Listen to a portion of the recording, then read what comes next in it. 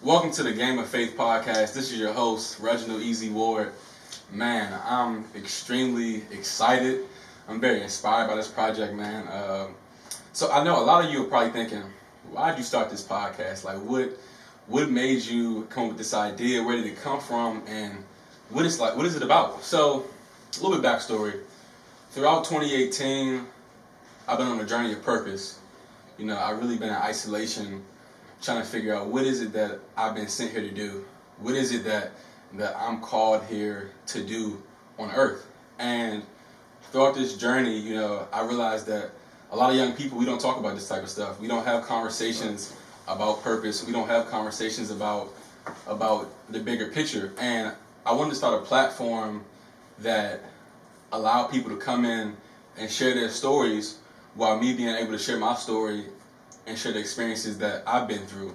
So the purpose of this podcast is to inform and inspire people to find their God-given purpose and live it out while being young, while being a millennial, while still having a good time, but at the root of everything is faith. Hence, it's a game of faith. Clever. So without further ado, I have my first guest on this platform, Keon Hill. What's up? What's up? Hey Keon, man, I'm definitely excited that you came in today, man. This has been a long time coming, man. You know, we've been ninth grade. Yeah. We've been talking about this for a while, man. Yeah. So, just introduce yourself, tell people who you are and what you're about, man.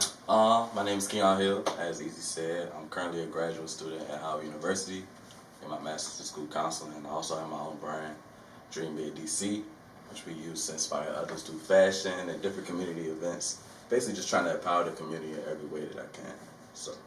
So I know you just said that, you know, Dream Big is used to inspire people through fashion and community events. So how did Dream Big start? Like take us through the process of It started back in college. So really in high school, I always wanted to start a clothing line. But once I finished in college, I graduated. Appreciate it. Once I graduated, I was like, what's next? So all throughout college, my parents would text me, "Dream big, Keith, pray bigger. We love you." Every night. It'd be 1 in the morning. I'm thinking it's a text from a lid. Where you at? but it's really my pops talking about dream big, pray bigger.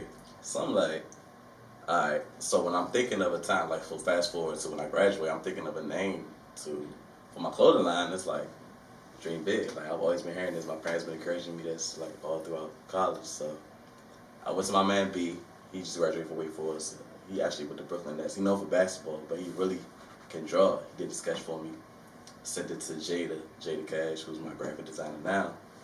She made the logo, and then the rest was history. But dang, man, that's a whole story, man. Yeah. But let's on this podcast, one thing I'm about is transparency, and we're gonna put them layers back. So we're gonna step back a little bit further. Take us through the process that you went through to find your God-given vision and your God-given purpose. I'm really still in that process, okay. But if we go back, so coming out of high school, I got a scholarship to go to Howard University to play basketball. And as soon as I get there on campus, I'm getting love. I'm the only freshman on the team in my class. I'm moving up to the start lineup, and then a week before the first game, I tear my ACL. And then it's I don't know, you know how when something bad happens to you and you it's all a part of God's plan. Yeah. And you're telling yourself that. And to be honest, that's one of the hardest things. It's so much pain and purpose, and when bad things happen, I always ask myself, why do bad things happen to good people? All the time. That's a question that, to be honest, I that's do what not I know. ask God. So I'm yo, God, what's up? I be in church, every Sunday. I be posting my devotionals every now and then. You know what I'm saying? I'm showing love to you. How you gonna do this to me? Yeah, so show me love. Right. But I'm telling people, I'm yeah, I'm good. I'm gonna bounce back. But deep down inside, I'm hurting, bro. So all throughout college, I'm just going through this. I'm battling. And I'm struggling with depression. I'm not even talking about, I had to go to therapy. It was bad, bro. So once I graduated, I felt like I failed. That was the first time in my life that I felt like I failed, my college career. I didn't really play as much. I played a little bit, but I didn't play as much as I wanted to. I had 2 knee surgeries, and I'm God, what's up? So I'm going to overcompensate all the things that I went to with everything I'm about to do. So I started DreamBig, started grad school. I'm working full-time, 9 to 5, as a school teacher. And I became president of the young adult ministry in my church. All within a 1 month span after I graduated. And I'm like, yo, I'm going to master all areas of my life just to prove to myself and to the world that I would never fail again. But like you saying, it's pain. And obviously, we was just talking about it earlier. Like every successful story is still pain behind the lens. It's like people looking at me like I'm succeeding. I'm still in therapy. I'm still hurting. I'm crying at night. Like I'm depressed, bro. It got to a point where everything just blew up. So last October, right? It was how homecoming, matter of fact. So before then, that week, I got finals. They put me in charge at work. They put me in charge of the Christmas program. We also had a youth revival. And then my connect that I was using for my DreamBig clothes, she called and said, like, I can't use her no more. So now I'm free. I announced that I'm having my fall winter collection dropping next week. And I don't even got nobody to get the clothes from. So like it felt like everything was just crashing down. All hell was breaking. Everything was breaking, bro. And I'm like, I'm about to fail again. I'm going back to my ACL. So what I do, I turn to the lick. I'm like, yo, I'm about to get drunk as a mud tonight, bro. First time in my life I ever turned to alcohol as a coping mechanism. So we get to homecoming. You talk to my boys. I'm like, yo, somebody get a Henny, like, bro, we about to get turned, bro. Like, I don't care about nothing right now. I'm just trying to get drunk. I go to Georgetown. Before we go to our homecoming, I go to Georgetown, put the deposit on the train, matter of fact. After that, I don't remember nothing, bro. I wake up in the hospital. Wow. I wake up, my pops and my mother right here, and my 2 boys right here. And I'm like, yo, how in the world did I get here? I felt like it was just like a wake-up call from God. It's like, yo, what's up? Like, what you gonna do now? So, like, I don't know what happened. Like, I don't even know it was that serious for me to go to the hospital. My boys just want to be on the safe side. But that was, like, the best thing that ever happened to me. Because now I'm in a position, now I'm like, yo, God, I'm crying out to you. Like, I need your help, bro. Like, I'm lost. Like, I can't do this no more. So, I do a fast, social media fast, 30 days. I'm like, all right, God, I want to hear from you. Like, I need to hear what you want from me. Like, I know what I want, but I want to make sure my purpose aligns. And we talk about that all the time. Mm-hmm. Like, my purpose versus God's purpose for me is 2 totally different things. Your plan versus my plan. Right. But I want your plan. Right. So I'm like, I'm crying out. So I'm like, yo, God, talk to me. I came across this quote. I didn't get anything I prayed for until I became the type of person that should receive it. Whoa. So I had to take a step back, and I'm like, am I living the way that God wants me to live? Like, am I really going to hear from God? Am I going to hear His purpose if I'm still out here? So I'm like, yo, I'm about to do a year. Like a straight fast. Like, I ain't going to be out like that for real. I ain't about to have sex. I ain't about to drink for real. I'm really going to lock in with God, just see what I want. I'm going to sacrifice for what I want. Or what I want would have been a sacrifice. You know what I'm saying? Yeah. So I really had to take the time back and be like, yo, God, like, I'm here. So I'm in month 9. I've been living like everything, bruh, or everything I love. I'm a living testimony. Like, I grew up in church, and people always talk about, like, yeah, God's gonna speak to you one day. I'm like, bro, you're wilding. Like, God's not in your ear talking to you, bro. But like, He really do, bro. You like take the time out to really like get into His word, like isolation, really, equals elevation. I am on everything, bro.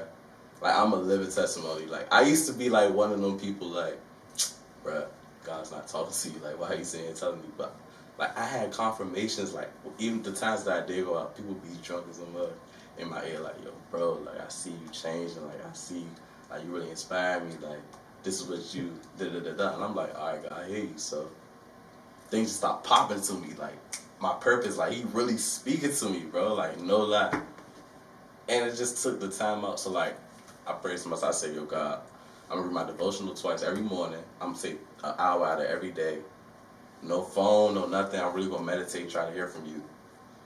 Like I said, no drinking, no sex, whatever. I'm really gonna lock in. And like, I'm gonna live a testimony, bro. Like, things been changing. Yeah, man, and to be honest, like, to touch on something that you said earlier, you said it's pain and purpose. Pain and purpose, yo. Pain and purpose. Pain it's and purpose in pain. There's so much purpose in pain.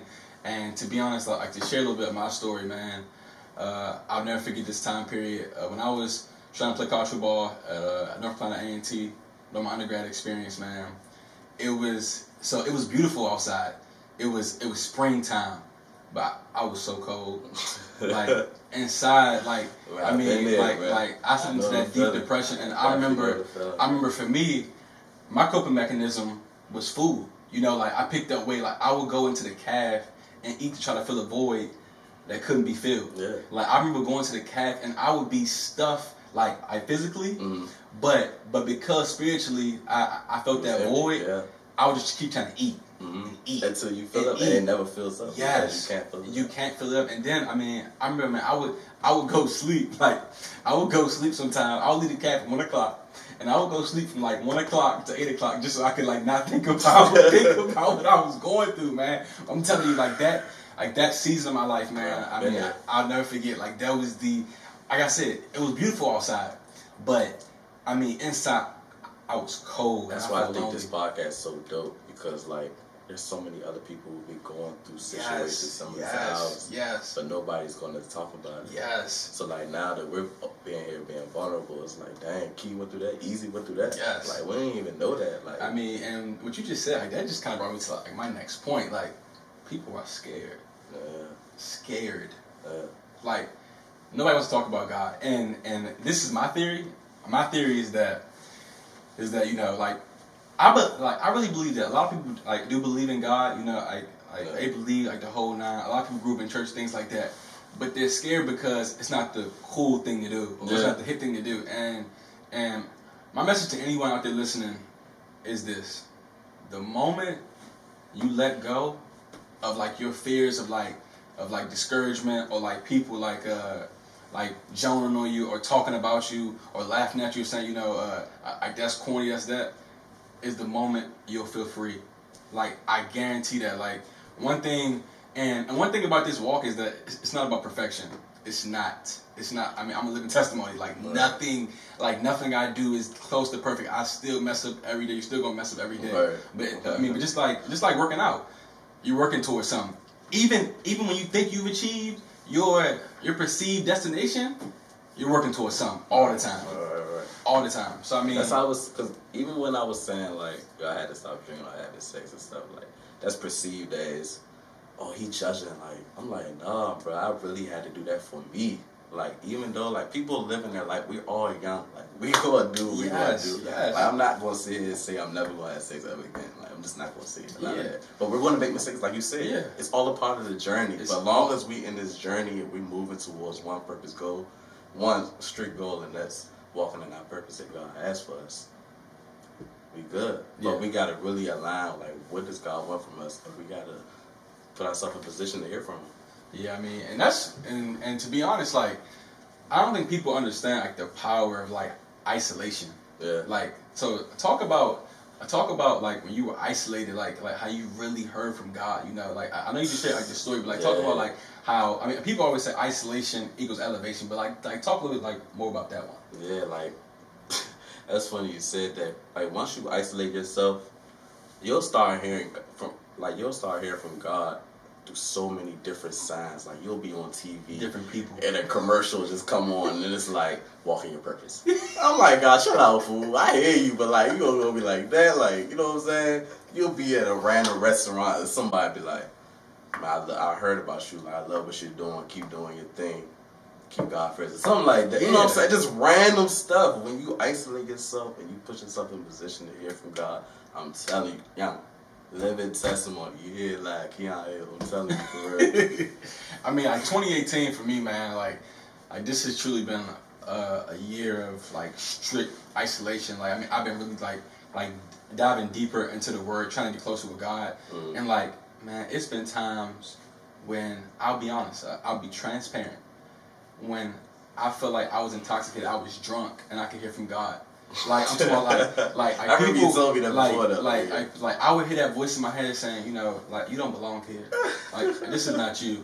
I mean, and I'll never forget. So like I used to always think I was tripping until one time I was at church and TD Jakes came and spoke, And he said, I was able to hear God like when I was drunk and high, and I was like, yo. Like, that's so crazy because, before, I never shared that because I was scared of people like, bro, no, you not. You cannot hear from God. When you intoxicated, why would he talk to you? And it's crazy, man, but, like, you'll be in random areas. Like, I'll never forget, about 2 weeks ago, I was at work. I'm at work, and this lady does not know me. Like, she's asking me how school is every day. She came to me, and she said, son, it's something different about you. Like you just have like this light and and this glow about you. I had the same thing. Yeah, that is a crazy feeling, bro. Like, and when you get those random confirmations from people, it's like, yo, what? Yeah. I think the best thing for me when I was going through it, like when I told you I was like, yo, I'm about to do a year straight, like cleanse, get my life right. I went to my friends, like my closest friends, and I'm like, yo, when we go out, look, this what I'm on. Like, I ain't really trying to be on that no more. Like, y'all make sure y'all hold me accountable. And it wasn't even like, Key, wow, like, why you on that? Yeah. It was like, we got you, bro. Straight up. Like, wasn't even like, no. Like, one of my closest friends, but he be saying all the time, we was in the club. He probably didn't pay attention. We in the club. He's like, and they like, yo, Key, you want a drink? He stepped in for me, like, nah, he good. He chilling. Like, that's a great feeling. Like, even though he don't even know, like, how much that meant to me, it's like, yo, my friends support me. Yeah. That's why I think it's so huge. It's so vital to keep that circle around you. That's what I was going to ask you about. Bruh, that circle, son. Touch on your circle. Touch on your circle. Bro, touch on that. It's so vital, bro, to have, like, friends around you that's going to support you, that's going to believe in your dreams, that's going to walk in that purpose with you. Because, like, Slim, like, you know how many people who have been through life and they, like, I was scared to walk into that dream, that purpose, because one of my friends told me, nah, you're not smart enough. Like, what if I wouldn't be like, you hit me with the, yo, Keith, I really want to do this podcast. You go ahead with that, nah, bro. You not even, like, on like that. You be like, dang. You like, yeah, I'm just in front of you. Yeah, like, people allow, like, other people's opinions on them to become their reality. Like, how can you let somebody else's opinion... Stop. What? Stop. It's so funny you say that because I tell people all the time. I mean, and I love my parents, and I say it to my parents, family, friends. Don't put your limitations on me. And this is what I mean by that. Jim. Just because it didn't happen in your life, don't put that on me. Like, do not put that on my life. I'm telling you, when you know, like, I mean, this is just being transparent. I know, like, God has a purpose in my life. Like, I'm going to do great things. Like, but don't, like, if I share a dream with you, don't put your limitations on me. Oh, that's the worst. It's like, don't tell me, why you, you think you can do that? Yeah, I do. I think I can do it. And now, what do you, so you want to tell me because it didn't happen in your life, it's not going to happen in mine? I rebuke that. Word. Look, I was watching this video, right? So this guy, matter of fact, this is younger from DC. He was like 17 years old, star basketball player. He was like 6'1", kind of big dude. Him and his little brother went out like late, like 1 in the morning. They was at gas station just to get some food, some snacks or something. Somebody rolled by, shot the big brother. So he out, right? He laying there. It's only him and his little brother. This is back in the 90s, so little young ain't had no cell phone or nothing. Nobody outside. It's just them two. But the hospital block is like 3 blocks up. So the little brother, he looks around, he picks the big brother up, walk him to the hospital. So the police, they come to the hospital, they're like, yo, how this little boy was able to carry him all the way up to the hospital? Like, he's little, the boy's big. He said it was nobody around him who told him that he couldn't do it. How many times in life have we seen people go around like, yo, you can't do that? Yeah. You're not smart enough to do that. You're not strong enough to do that. When we had that tunnel vision and that focus, that's why I always talk about tunnel vision, stay the course, bro. Your whole life changed, bro. Right. You gotta eliminate them people that's in your ear, them negative energy. And it's like when you have a vision, like when you get that vision or that dream, what you want to do, you gotta stay the course, like you said, because I know like it's gonna be like so many freaking roadblocks that come along the way. Like even like this week. Yeah. Like this week, like shooting this. Right. Everything tried to stop this from happening. Right. Everything. Real life. I mean, but we're here now. You know what I mean? Because I stayed the course, and I'm not gonna lie. To anybody there listening, it's so many times when like I wanted to give up, throw in the towel, but like you just gotta have like that grit, you know. Like I mean, it's so many days when like I'll call my dad and be like, man, you know what? I don't see the harvest. You know what I'm saying? I'm sowing. You know, I'm trying to give everything that I got. Like I think I'm a fairly decent dude. You know, and things sometimes just still don't work out. But you know, what I mean? Like, you gotta just jump stay off the that course. cliff. But like to kind of backtrack a little bit, one of the things that I did kind of want to just tell our listeners out here is that like if you're going through like depression or like a dark time, please go get help, man. Like we live in a time now. It's nothing to play with, man. Like it's not like that is not. It's not corny to have a life coach or a therapist or things like that. Like that is needed for your health. Please do that. That's what I'm in school for, right? So we doing research and we talk about how like we all know in the black community it's so frowned upon to get help because like we're taught just to keep it in house. Like don't tell nobody your problems. Don't tell you. But like, we see it all the time. Like people are struggling with issues, bro. That's again, like that's why I said like this podcast is so dope, bro. Because it's a they platform, see us being vulnerable. Yes. Like I'm talking about, I went to therapy, bro. Nobody knows that but my parents. Yeah. But I feel like it's vital for me to I tell remember that story. I remember coming back to my dorm and crying and like and what made it so dark is that like my parents. I mean like I'm super close. So, me and my dad are best friends, and like I mean most times his words or my grandma's words would get me through, but like it just wasn't enough. And I remember going back to my room crying every day, every day, going to the cat eating all that food, and coming back crying every single day. Yeah. And I mean like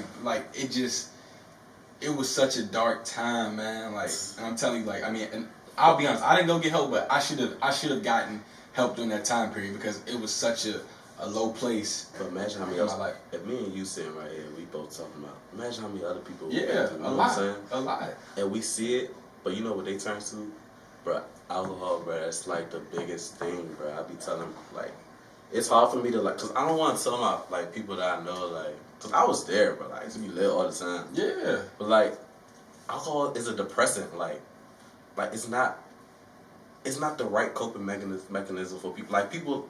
How many times you heard somebody, man, I had a crazy day at work. I'm not going to have you out. Yeah, I'm going to eat the leg. Give me some shots. Hey, bartender, give me 4 shots for Crown. Yo, the Hennessy. That's not the way to go, bro. But I don't want to come off like, oh, this nigga Key, he just trying to judge or he trying to be better than thou. I'm like, bro, I was in your shoes. I know what can happen. Like, you know what I'm saying? Like, let's talk about it. Yeah. I mean, that's. I don't know. This is something I've been struggling with a lot lately because I see it all the time. Friends, people who I kind of know, not really, they just be turned. But it's not turned to have fun. It's turned to drink the pain away. Yeah. That's not the way to go. Dang, and that's heartbreaking because, like, when you see friends around you going through that, you know, like, I mean. And then it's like, it's guilt because it's like, I'm just going to sit here and not say nothing. Yeah.